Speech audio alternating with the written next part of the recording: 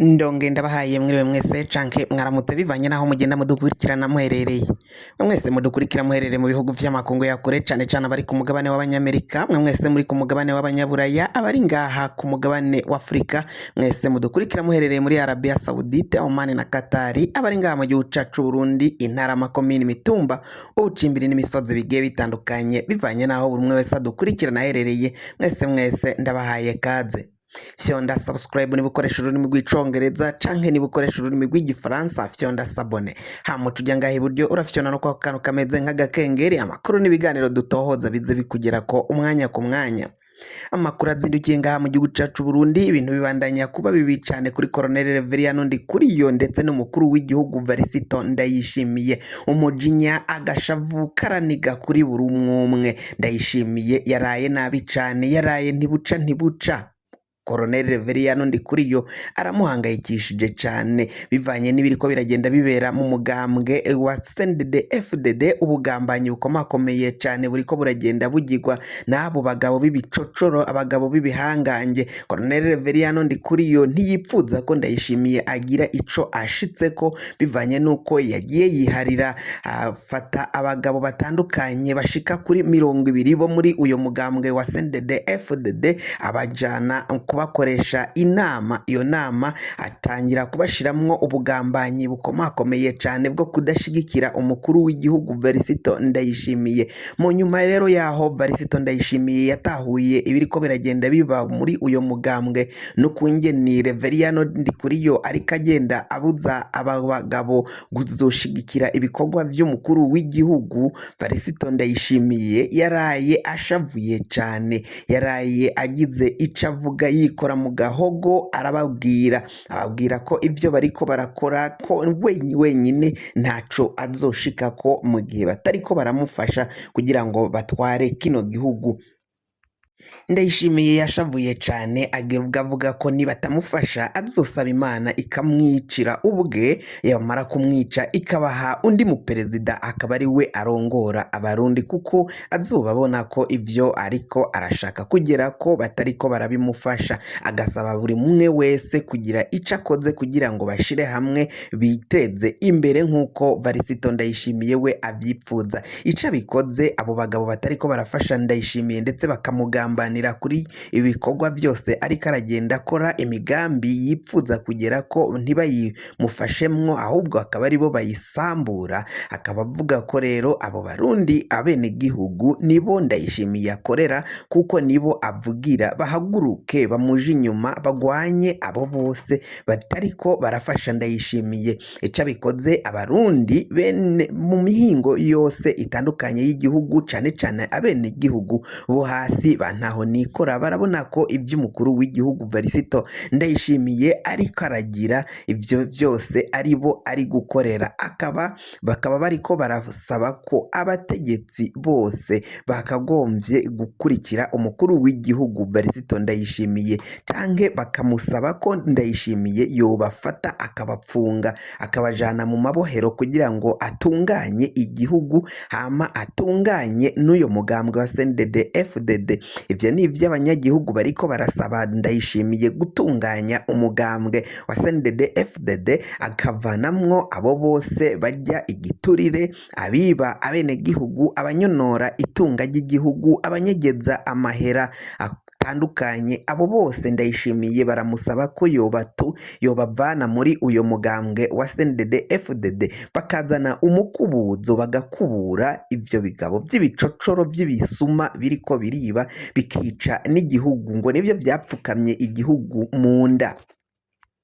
Colonel Reveriyano Ndikuriyo rero naho atwara uyu mugambwe wa CNDD-FDD nawe biribonekeza ko ari mu basambura uyu mugambwe, ari mu basambura igihugu. Niba aja gufatanya canke gufashanya n'abo bagabo bakaja kugambanira umukuru w'igihugu Varisito Ndayishimiye, itegeko abahaye ntibarikurikize, amabwirizwa akaba aribo baca bayica, biribonekeza ko Colonel Reveriyano Ndikuriyo nawe afashanya n'abo bagambanyi kandi iyo nama yaciye agirisha yari iyo kwankisha umukuru w'igihugu Varisito Ndayishimiye abo bagabo b'ibicocoro. Bikavugwa ko muri abo bagabo yaciye atwara harimwo abari bamuhaye imiliyaridi z'amahera ngo aje kuzinyegeza kuri ya konte yasangwa ko imiliyaridi 164. Abo bose rero bakaba bagiranye inama n'uyo Koloneli Reveriyano Ndikuriyo, vyumvikana ko bagomba gushigikira Reveriyano batashigikira umukuru w'igihugu Varisito Ndayishimiye.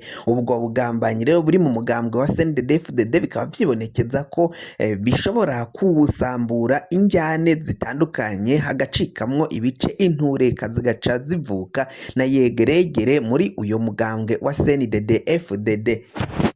Mu yandi makuru nayo ariko aravugwa ngaha mu gisata ca politike, umugambwe wa Sahwanya Frodebu ejo warahejeje ikoraniro kaminuza watari waratanguye muri iyi weekend ku wa gatanu waheze. Nibwo rero iryo koraniro kaminuza ryaciye rihera ejo, ryasize kandi uyu mugambwe wa Sahwanya Frodebu ubonye indongozi nshasha. Umutama Agatogwasa nawe yari yagiye kwihuza, yari yagiye mu bikorwa vy'uyu mugambwe mu ikoraniro kaminuza ubwo basozaga batora n'indongozi nshasha muri uyu mugambwe wa Sahwanya Frodebu. Bamwe bari kuvuga ko rero uyu mugambwe wa Sahwanya Frodebu mu matora ushobora kuzokwishira hamwe n'umugambwe wa CNL kugira ngo bagire ibikorwa bakoze babikorere hamwe. Murazi ko akenshi uyu mugambwe wa Sahwanya Frodebu hari igihe uba washigikiye imwe mu migambwe itandukanye ngaha mu gihugu cacu Burundi iyo bageze mu gihe c'amatora.